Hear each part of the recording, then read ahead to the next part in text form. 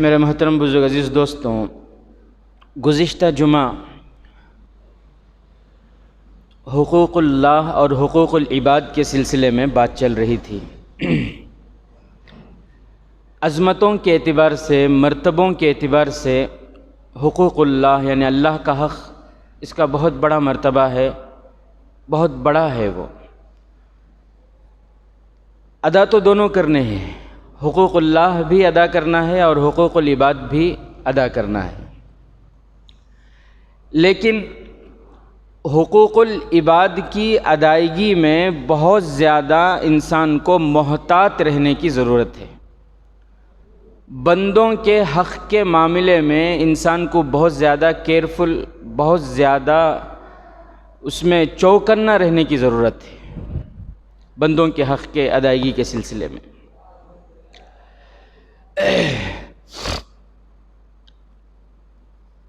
اگر دونوں حق ٹکرا جائیں، کبھی ایسا موقع ہو، ایسی کنڈیشن ہے کہ حقوق اللہ بھی ہے اور حقوق العباد بھی ہے، اور معاملہ ایسا ہے کہ دونوں میں سے کوئی ایک ادا کر سکتا ہے، دونوں ایک ساتھ ادا نہیں کر سکتا۔ انسان کی زندگی میں اگر ایسی کنڈیشن آ جائے تو اس وقت کیا کرنا؟ انسان مجبور ہے، دونوں ایک ساتھ ادا نہیں کر سکتا، ایسی مجبوری ہے، تو ایسی حالت میں کیا کرنا؟ مفتیان کرام یہ فرماتے ہیں کہ اگر ایسی کنڈیشن ہو کہ اللہ کا حق بھی ہے اور بندے کا حق بھی ہے اور دونوں کو ایک ساتھ ادا نہیں کر سکتا، تو بندے کا حق ادا کرنا پہلے بولتے ہیں۔ کیا بولتے ہیں؟ شریعت کا مسئلہ یہ ہے کہ پہلے کس کا حق ادا کرنا؟ بندے کا حق ادا کرنا، شریعت کا مسئلہ یہ۔ میں ایک مثال کے ذریعے آپ کو یہ بات بتاؤں تاکہ بات ہمیں اچھی طرح سمجھ میں آئے۔ جیسے مثال کے طور پر ایک شخص ہے، مالدار ہے، سال میں ایک مرتبہ اس پر زکوٰۃ فرض ہے۔ زکوٰۃ کس کا حق ہے؟ اللہ کا حق ہے، شریعت کا مسئلہ، اللہ کا حق ہے، وہ اللہ کا حکم ہے، تو حقوق اللہ میں سے ہے زکوٰۃ۔ اب کنڈیشن ایسی ہے کہ اس کے اوپر قرضہ بھی ہے، اس کے اوپر قرضہ ہے، 1000 2000 لاکھ 10 لاکھ جتنی بھی وہ زکوٰۃ نکالنا، اس کے اوپر قرضہ بھی ہے، 1 لاکھ 2 لاکھ 10 لاکھ جتنا بھی قرضہ بھی ہے۔ اب اگر قرضہ ادا کرے گا تو زکوٰۃ دینے کے لیے پیسے نہیں ہیں، زکوٰۃ دے گا تو قرض نہیں دے سکتا۔ کیا کرنا ہے ایسی صورت میں؟ فرماتے ہیں مفتیان کرام کہ زکوٰۃ حقوق اللہ میں سے ہے، قرض حقوق العباد میں سے ہے۔ قرض بندوں کا حق ہے، اس لیے پہلے قرضہ دینا، پہلے کیا دینا؟ قرضہ ادا کرے گا، وہ بندوں کا حق ادا کرے گا وہ پہلے۔ کسی بھی مفتی سے آپ پوچھ لو کہ میرے اوپر زکوٰۃ فرض ہے اور اتنا قرض بھی ہے، کیا کرنا؟ وہ یہی بتائیں گے آپ کو کہ پہلے قرض ادا کرو، کیونکہ یہ بندے کا حق ہے۔ قرض ادا کرنے کے بعد باقی ہیں پیسے، پھر زکوٰۃ ادا کرو، کیونکہ معاف ہونے والے نہیں، بندوں کے حقوق کیا نہیں ہوتے؟ معاف نہیں ہوتے۔ مثلا ایک شخص کے اوپر حج فرض ہے، حج کو جا کر آنے تک کے پورا خرچہ ہے اس کے پاس، حج کو جا سکتا ہے، وہ آ سکتا ہے، لیکن حج کو جا کر آنے تک 1 مہینہ 40 دن 2 مہینے جتنے دن بھی لگتے ہیں۔ پہلے تو بہت، جب کشتیوں میں حج ہوتے تھے، ہمارے والد صاحب بتائے کئی مہینے لگ جاتے تھے جانے میں۔ بہرحال اب تو میرے خیال سے آپ بھی گئے تھے حج، کتنا 40 دن کا پورا ہوتا ہے نا، 45 دن، تو آج کل 40-45 دن میں پورا معاملہ۔ تو اب 40 دن جو انہوں حج کو جائیں گے تو ان کے گھر کا خرچہ، بیوی کو، بچوں کو گھر کا پورا خرچہ دے کر جانا فرض ہے، گھر کا پورا خرچہ دے کر جانا فرض ہے۔ اب 40 دن کا گھر کا خرچہ سمجھو کہ کم سے کم 15,000 رکھ لیو، 15-20 ہزار روپے گھر کا خرچہ۔ یہ تمہارے اعتبار سے بول رہا ہوں، تو ہمیں مولوی صاحب بولے تو اب بھی کم ہو جاتا ہے، کہ تو ہم نہ تنخواہ 7,000 نہ 40 دن کا کتنا ہوتا ہے نا؟ تو آپ لوگوں کے اعتبار سے اگر گھر کا خرچہ 20,000 روپے ہے اس کا، اور وہ 20,000 روپے انہیں اپنے حج کے پیسے میں سے، جو پیسے اس کے پاس ہیں جس کے اوپر حج فرض ہو رہا ہے، اس میں سے گھر کا خرچہ 20,000 نکالیا تو انہیں حج کو جا نہیں سکتا، وہاں پیسے کم ہو جا رہی ہیں اس کے۔ اب حقوق اللہ بھی ہے، حقوق العباد بھی ہے، دونوں ایک ساتھ، کنڈیشن ایسی ہے دونوں ایک ساتھ ہیں۔ اب حج کو گیا تو گھر کا خرچہ نہیں دے سکتا، اگر گھر کا خرچہ اس میں سے 20,000 نکال رہا ہے تو پھر حج کو جانے کے لیے پیسے پورے نہیں ہو رہے ہیں، کیا کرنا؟ شریعت کا مسئلہ یہ ہے کہ حج کو نہیں جانا۔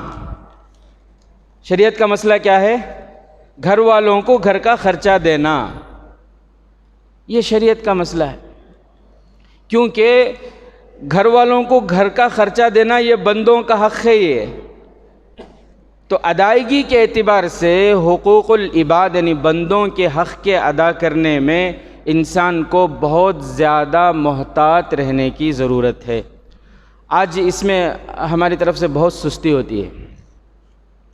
حقوق اللہ میں، اللہ کے حقوق کی ادائیگی میں ماشاءاللہ سب آگے ہیں، اچھا ماشاءاللہ اس میں بڑھے ہوئے ہیں، لیکن حقوق العباد کے معاملے میں بہت زیادہ سستی ہے، غفلت ہے۔ میرے عزیز ساتھیوں، حقوق اللہ اس میں کچھ کمی بیشی ہو گئی، انشاءاللہ اس میں بھی کمی بیشی نہیں ہونے دیں گے، ہم پوری طرح ادا کریں گے انشاءاللہ، بولیں انشاءاللہ۔ لیکن اگر کچھ کمی بیشی ہو گئی تو اللہ چاہے تو معاف کر سکتے ہیں، اللہ چاہے تو، کیونکہ اللہ رحمان ہیں، رحیم ہیں، غفور ہیں، غفار ہیں، بخشنے والے ہیں، رحم کرنے والے ہیں، یہ اللہ کی صفات ہیں۔ یہ اللہ غفور ہیں، غفار ہیں، اللہ یہ اللہ کی صفات ہیں۔ لیکن بندوں کا معاملہ ایسا نہیں نا، بندے غفار ہیں کیا؟ رحمان ہیں کیا؟ رحیم ہیں کیا بندے؟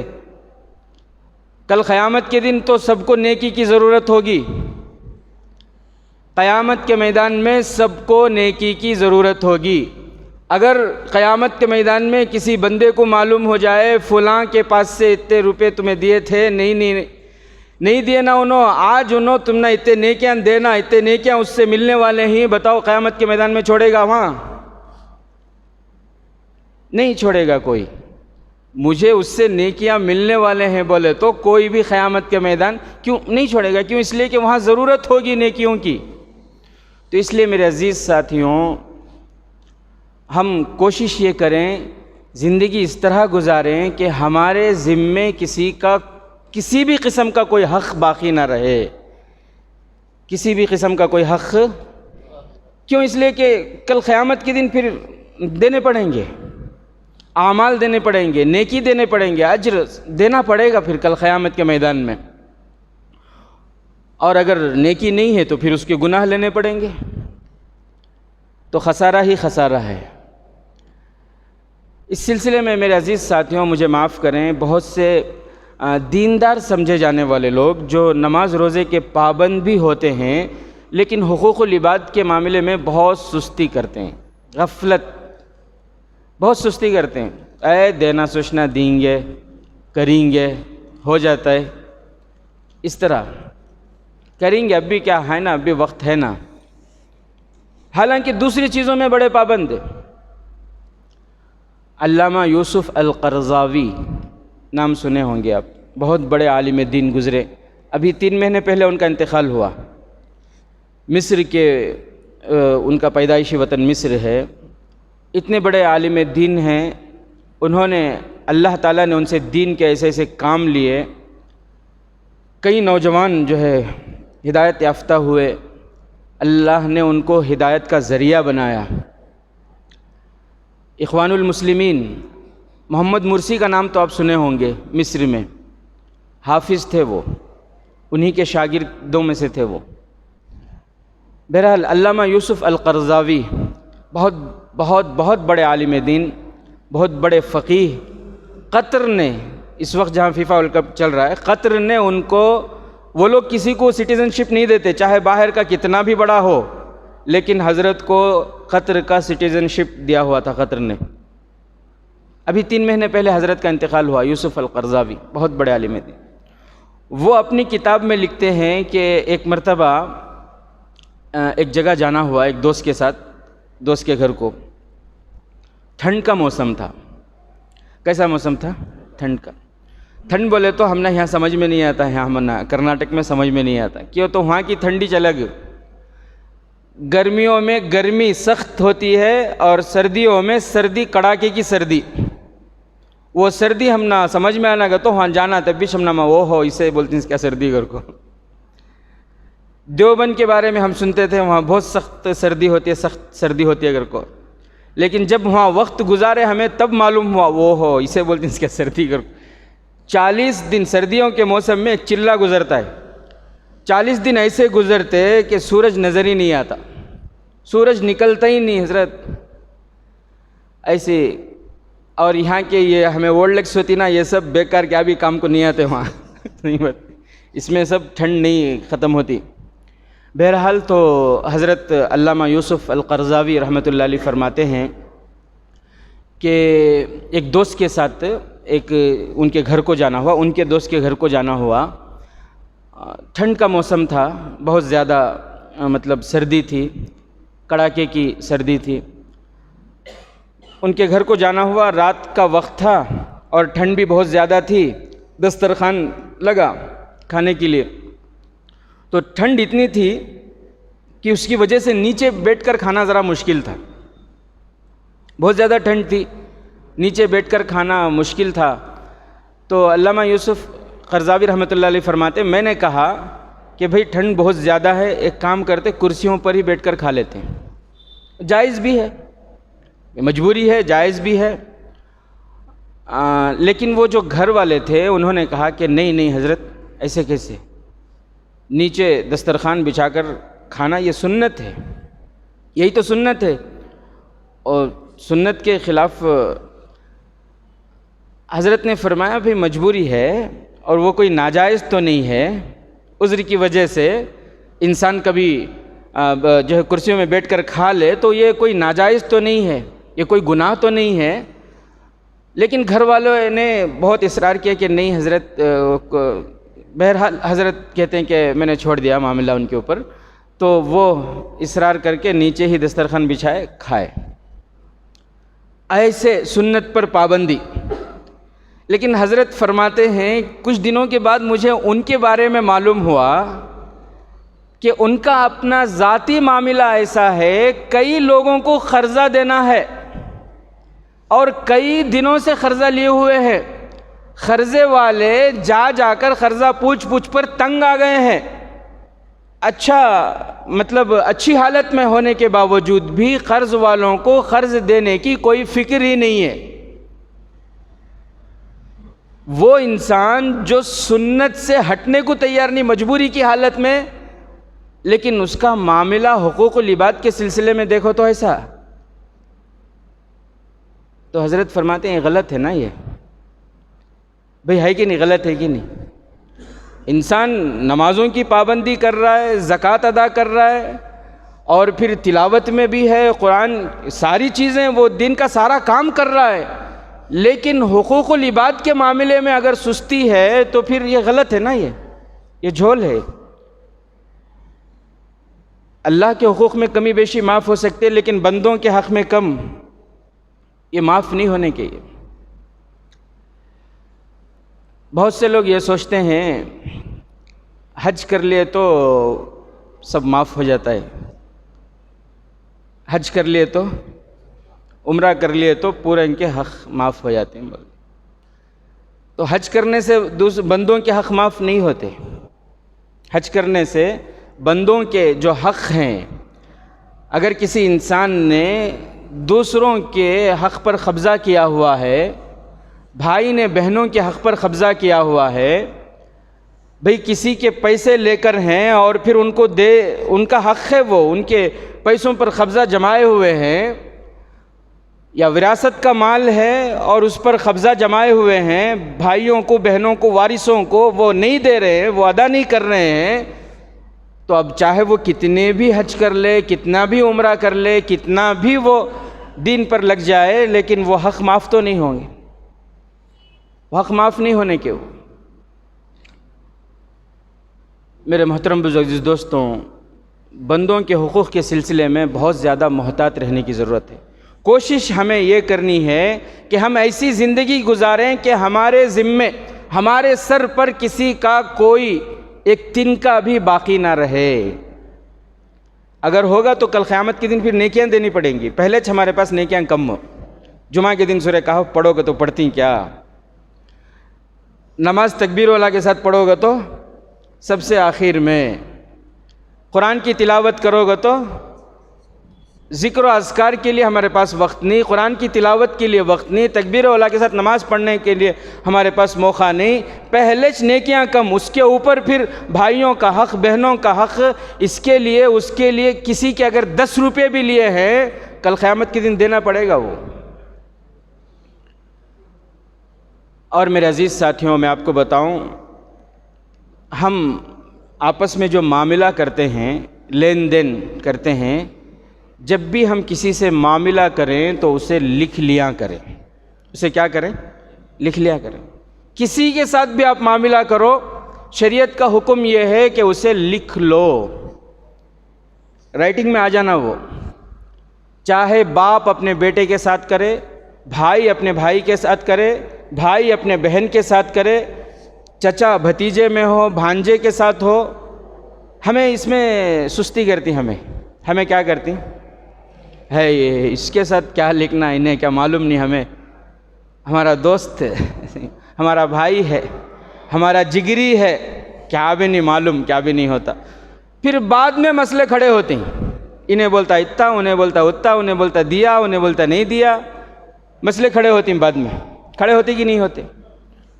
تو بعد میں مسئلے کھڑے نہیں ہونا، اسی لیے شریعت یہ حکم دیتی ہے، کسی کے ساتھ بھی کوئی معاملہ کرو تو اسے لکھ لو۔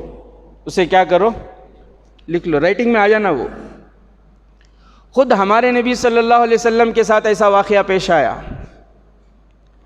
ایک مرتبہ میرے اور آپ کے آقا حضرت محمد مصطفیٰ صلی اللہ علیہ وسلم کہیں جا رہے تھے، راستے میں، تو راستے میں ایک شخص ملا، سوا اس کا نام تھا، سوا نامی ایک شخص ملا۔ اس کے پاس جو گھوڑا تھا، وہ گھوڑا بہت ہی مطلب جوان تھا، عمدہ، فربا، اور بڑا خوبصورت تھا وہ گھوڑا۔ ہمارے نبی صلی اللہ علیہ وسلم کو وہ گھوڑا پسند آ گیا۔ ہمارے نبی صلی اللہ علیہ وسلم اس سے پوچھے کہ یہ گھوڑا مجھے بیچتے کیا؟ تم پوچھے گھوڑا بیچو گے تم؟ تو اس نے کہا کہ جی میں بیچوں گا۔ بات چیت ہوئی اس کے ساتھ، سودا ہوا، ایک قیمت طے ہوئی، قیمت طے ہو گئی، سودا ہو گیا۔ اللہ کے نبی صلی اللہ علیہ وسلم نے اس گھوڑے والے سے کہا کہ بھائی میں تجارت کی نیت سے، خرید و فروخت کی نیت سے نہیں آیا تھا، بس میں ایسے ہی گزر رہا تھا، تمہارا گھوڑا پسند آ گیا تو میں نے خرید لیا، اس وقت میرے پاس پیسے نہیں ہیں، جو قیمت طے ہوئی ہے وہ قیمت میں گھر سے لا کر دیتا ہوں۔ تو اس نے کہا کہ ٹھیک ہے آپ جائیں۔ اللہ کے نبی صلی اللہ علیہ وسلم نے فرمایا تم یہیں رکو، میں ابھی گیا اور جا کر قیمت لا کر دیتا ہوں۔ اللہ کے نبی صلی اللہ علیہ وسلم جو قیمت طے ہوئی تھی وہ قیمت لینے کے لیے گھر گئے۔ اتنے میں کیا ہوا، ادھر وہ جو کھڑا ہوا تھا ادھر ایک اور شخص کا گزر ہوا۔ اس نے دیکھا کہ آدمی کھڑا ہوا ہے، اس نے پوچھا بھائی کیا بات ہے، آپ کیوں کھڑے ہیں؟ اس نے کہا کہ یہ گھوڑا میں نے مسلمانوں کے نبی حضرت محمد صلی اللہ علیہ وسلم سے جو ہے میں نے سودا کر لیا ہے، ان کو میں نے بیچ دیا ہے، وہ قیمت لانے کے لیے گئے ہیں، اس لیے میں کھڑا ہوں۔ اس نے پوچھا کتنے میں بیچے، کتنی قیمت طے ہوئی؟ اس نے بتایا اتنی قیمت۔ تو یہ کہنے لگا کہ میں اس سے زائد قیمت دوں گا، تم مجھے دے دو۔ یہ کیا کہنے لگا؟ میں اس سے زائد قیمت دوں گا، تم مجھے دے دو۔ اس نے کہا کہ نہیں، ان کے ساتھ سودا ہو گیا، میں کیسے؟ اس نے کہا تم مکر جاؤ، تم کہہ دینا کہ کیا ہے میرا سودا نہیں، کوئی گواہ تھا کیا؟ کسی نے دیکھا تمہارا سودا ہوا؟ کوئی تیسرا آدمی تھا؟ اس نے کہا کہ نہیں، تیسرا آدمی تو کوئی نہیں تھا۔ تو پھر تم مکر جاؤ نا، میں تمہیں زیادہ پیسے بھی دوں گا۔ اب پیسوں کی لالچ میں آ گیا وہ گھوڑا والا پیسے کی لالچ میں آ گیا، اور پیسوں کی لالچ میں آ کر اس نے کہا کہ ٹھیک ہے یہ گھوڑا میں تم کو دے دوں گا۔ ابھی یہ بات چیت ہو ہی رہی تھی، ہمارے نبی حضرت محمد مصطفیٰ صلی اللہ علیہ وسلم تشریف لائے۔ اللہ کے نبی صلی اللہ علیہ وسلم آئے تو اس نے کہا، اللہ کے نبی صلی اللہ علیہ وسلم قیمت اس کو دینا چاہے، پیسہ دینا چاہے تو اس نے انکار کر دیا۔ اس نے کہا کہ کیا ہے، ہمارا تمہارا کوئی معاملہ ہی نہیں ہوا، صاف مکر گیا کہ میرا تمہارا کوئی معاملہ ہی نہیں ہوا، یہ پیسے کس بات کے؟ اللہ کے نبی صلی اللہ علیہ وسلم فرما رہے بھئی ابھی تو تمہارا میرا سودا ہوا تھا نا ابھی۔ وہ کہنے لگا کہ نہیں، سودا نہیں ہوا۔ ابھی یہ بات چیت ہو رہی تھی، لوگ جمع ہونا شروع ہو گئے، اللہ کے نبی صلی اللہ علیہ وسلم کو دیکھ کر لوگ جمع ہونا شروع ہو گئے۔ اب جب لوگ جمع ہونا شروع ہو گئے تو گھوڑے والا جو تھا وہ سوچنے لگا دل میں، صادق بھی یہی ہیں، امین بھی یہی ہیں، سچے بھی یہی ہیں، میں پیسوں کی لالچ میں آ کر میں نے سوچا تھا کہ انکار کر دوں گا تو چلے جائیں گے، زیادہ میں بیچ دوں گا، پیسے کی لالچ میں آ کر میں نے انکار کیا، اب میرے اوپر مصیبت آ رہی، میں تو پھنس گیا ہوں، میں پھنس رہا ہوں، لوگ جمع ہو رہے ہیں۔ جب لوگ جمع ہونے لگے تو گھوڑے والے نے کہا کہ اچھا مجھے آپ یہ بتائیں، آپ کی شریعت میں اگر کوئی اس طرح کا معاملہ ہو جائے تو پھر اس کا حل کیا ہے؟ تو جناب آقا محمد الرسول اللہ صلی اللہ علیہ وسلم نے فرمایا کہ میری شریعت میں اس مسئلے کا حل یہ ہے کہ اگر اس طرح کوئی معاملہ ہو جائے تو جو مدعی ہے یعنی دعویٰ کرنے والا ہے وہ گواہ پیش کرے، والیمین علی من انکر، اور اگر وہ گواہ پیش نہیں کرتا تو جو انکار کرنے والا ہے وہ قسم کھائے۔ تو اس نے کہا کہ بس اب آپ کے شریعت کے مطابق فیصلہ ہوگا۔ اس کے دل میں یہ تھا کہ گواہ کوئی نہیں ہے، آپ کی شریعت کے مطابق ہی فیصلہ ہوگا، آپ نے سودا طے کیا تھا، آپ کا میرا سودا ہوا تھا، اس پر آپ گواہ پیش کرو۔ آپ گواہ پیش کریں گے یا پھر میں قسم کھاؤں؟ اگر آپ کے پاس گواہ نہیں ہے، آپ گواہ پیش نہیں کر سکتے تو میں قسم کھانے کے لیے تیار ہوں۔ اب وہ پورے مجمع کے سامنے، سب لوگوں کے سامنے بار بار کہہ رہا ہے، آپ کہہ رہے ہیں کہ آپ نے سودا کیا تھا میرے ساتھ اور اتنی قیمت طے ہوئی تھی، اگر آپ کی بات سچی ہے تو آپ کے اس بات پر آپ اپنی طرف سے کوئی گواہ پیش کرو، اگر آپ گواہ پیش نہیں کر سکتے تو پھر میں قسم کھانا، وہ تو جھوٹا ہے، مکر گیا، اس کو قسم کھانا، جھوٹی قسم کھانا اس کے لیے کوئی بڑی بات تھوڑی ہے، میں قسم کھانے کے لیے تیار ہوں۔ جب بار بار وہ اصرار کر رہا تھا تو لوگوں میں سے ایک صحابی جن کا نام ہے حضرت خزیمہ بن ثابت انصاری رضی اللہ تعالیٰ عنہ، حضرت خزیمہ رضی اللہ تعالیٰ عنہ آئے، آگے بڑھے اور آگے بڑھ کر سینے پہ ہاتھ رکھ کر اس سے کہا، میں گواہی دیتا ہوں کہ اللہ کے نبی صلی اللہ علیہ وسلم کا تیرے ساتھ سودا ہوا تھا اور جو قیمت اللہ کے نبی بتا رہے ہیں یہ قیمت طے ہوئی تھی، میں گواہی دیتا ہوں۔ تو گھوڑے والے نے سوچا کہ اصل معاملہ اس کو معلوم تھا نا کہ سچے یہی ہیں، صحیح بات ہے، انہوں نے طے بھی کیا تھا، میں لالچ میں آ کر تو اس نے چونچرا نہیں کی، اس نے کہا کہ ٹھیک ہے میری بات مکمل ہو گئی، آپ کا گواہ نے آپ کی گواہی دے دی، آپ پیسے دے دیجئے، پیسے لیا اور گھوڑا اللہ کے نبی صلی اللہ علیہ وسلم کو دے دیا، معاملہ ختم۔ سارے لوگ جانے لگے، مجمع چھٹنے لگا، سارے لوگ جانے لگے تو اللہ کے نبی صلی اللہ علیہ وسلم حضرت خزیمہ کو بلائے، خزیمہ ادھر آؤ۔ اللہ کے نبی صلی اللہ علیہ وسلم نے فرمایا، خزیمہ جب میرا اس سے سودا ہوا تھا، اس سے بات چیت ہوئی تھی تو اس وقت تو تم تھے ہی نہیں، پھر تم نے گواہی کیسے دے دی؟ میرا اس سے سودا ہو رہا تھا، اس وقت تو تم تھے ہی نہیں، تم نے گواہی کیسے دے دی؟